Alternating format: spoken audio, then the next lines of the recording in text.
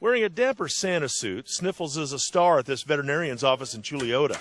The stray dog was taken in by Orange County Animal Services, and so far, the dog with crooked teeth, absent a nose, a deformity which causes some snorting, hasn't had people knocking down the door to adopt him. He's just a precious old man. Everybody at the vet office has fallen in love with him. He's a very laid-back dog. He likes to snort a lot.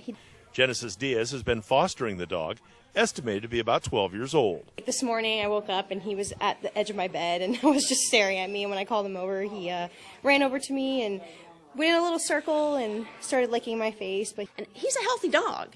He just looks a little funny.